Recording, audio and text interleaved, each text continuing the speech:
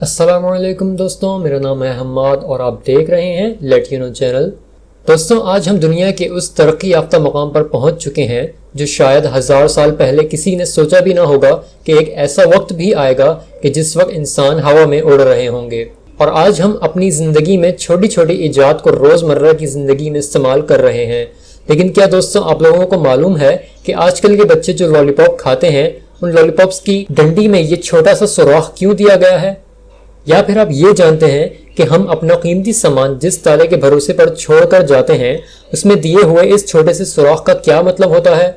अगर ये ना होता तो क्या फ़र्क पड़ता? तो दोस्तों, घबराने की ज़रूरत बिल्कुल नहीं। मैं ऐसी नॉलेज आपको फ्री में दे रहा हूँ। तो आज मैं आपकी ज़िंदगी में छोटी छोटी चीज़ों के ये दिलचस्प छुपे हुए राज आपको बताने वाला हूँ।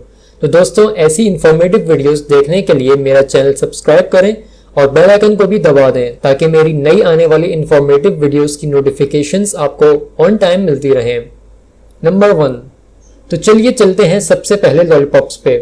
दोस्तों, ये जो आप छोटा सा सुराख इन लॉलीपॉप्स की डंडियों पे देख रहे हैं, ये लॉलीपॉप्स की डंडियों से सीटी बजाने के लिए नहीं, बल्कि इनका असल मकसद लॉलीपॉप पर लगे हुए इस कैरामल को थामे रखने के लिए है। दोस्तों, जब कंपनीज इस पिघले हुए कैरामल को इस डंडी पर लगाती हैं तो इस पिघले हुए कैरामल के कुछ ड्रॉप्स इस सुराख के अंदर चले जाते हैं।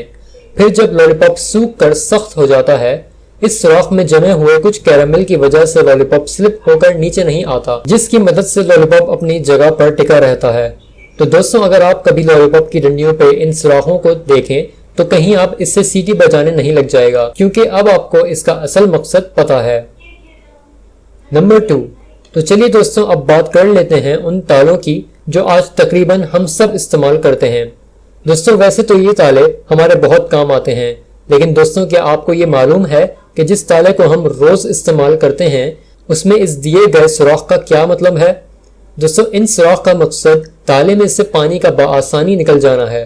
दोस्तों, बरसातों के मौसम में जब इन तालों में पानी भर जाता है तो ये सुराख इस पानी के निकलने के लिए मददगार साबित होते हैं। और दोस्तों, आप इस सुराख से ताले के अंदर के मैकेनिज्म को ऑयल डाल के एकदम सही हालत में रख सकते हैं। नंबर 3, दोस्तों, क्या आपने कभी ये नोट किया है कि जिस पेन से हम लिखने का काम करते हैं उनके कैप्स के ऊपर इन बड़े होल्स का क्या मतलब होता है? दोस्तों, मज़े की बात, इन पेन को बनाने का मकसद इंसान है कि जिससे हम लिख सकें, और इन होल्स को बनाने का मकसद भी इंसान ही है। वो ऐसे कि कुछ लोगों को इन बेचारे पेन के कैप्स को चबाने की आदत होती है, जो कि काफ़ी ख़तरनाक आदत है। वो इसलिए कि अगर खुदा न खास्ता कोई गलती से इस कैप को निगल लेता है तो ये उसके गले में अटक कर ख़तरनाक साबित हो सकता है। इस ही बुरी आदत को देखते हुए इस कैप में ये छोटे से होल दिए गए हैं ताकि अगर कोई इसे निगल भी ले तो इस होल की मदद से इसकी सांस चलती रहे और वो किसी बुरे हादसे का शिकार होने से बच जाए। ये वाकई बहुत काम की सोच है। दोस्तों, हमारे यहाँ की ख़वातीन रोज़ ही खाना पकाती हैं, लेकिन उनमें से चंद ख़वातीन ही ऐसी होंगी जो पैन या किसी देगची में लगे हुए हैंडल पर इन होल्स का असल मकसद जानती हों। दोस्तों, देखने से तो ये सिर्फ लटकाने के लिए ही यूज़ होते दिखाई देते हैं। जी हाँ, ये बात तो सही है कि आप इन होल्स की वजह से किसी फ्राई पैन को किसी दीवार पर लटका सकते हैं, लेकिन दोस्तों, ये होल हमारी ख़वातीन के लिए खाना पकाते वक्त ज़्यादा कारगर साबित होता है। अब आप ये सोच रहे होंगे कि कैसे? दोस्तों, आपको खाने को मिक्स करने के बाद चमचे को किसी साफ जगह पर रखने की ज़रूरत होती है ताकि आप फिर यही चमचा उठा के खाना मिक्स कर सकें, और इससे किचन काउंटर साफ नहीं रह पाता क्योंकि इस चमचे को रखने की वजह से जगह खराब हो जाती है। तो ये होल्स इस ही सिचुएशन के लिए बने हैं। आप खाना मिक्स करने के बाद इसमें अपना चमचा फंसा सकती हैं और ज़रूरत पड़ने पर यहीं से उठाकर इस्तेमाल कर सकती हैं, और ये खाना पकाने वालों के लिए अच्छा सॉल्यूशन है।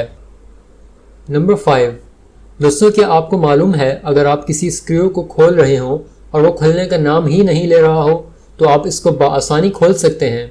जी हाँ दोस्तों, आज मैं आप लोगों को एक नई ट्रिक बताने वाला हूँ कि जिसकी मदद से आप किसी भी स्क्रू को बआसानी खोल सकते हैं। उसके लिए आपको एक स्क्रू ड्राइवर चाहिए होगा जिससे आप स्क्रू खोलेंगे, और आपको एक पाना चाहिए होगा जो आपके स्क्रू ड्राइवर के हैंडल पे ठीक इस तरह फिट हो जाए। इन दो चीज़ों की मदद से आप एक व्रेंच तैयार कर लेंगे और फिर बआसानी किसी भी स्क्रू को खोल सकते हैं।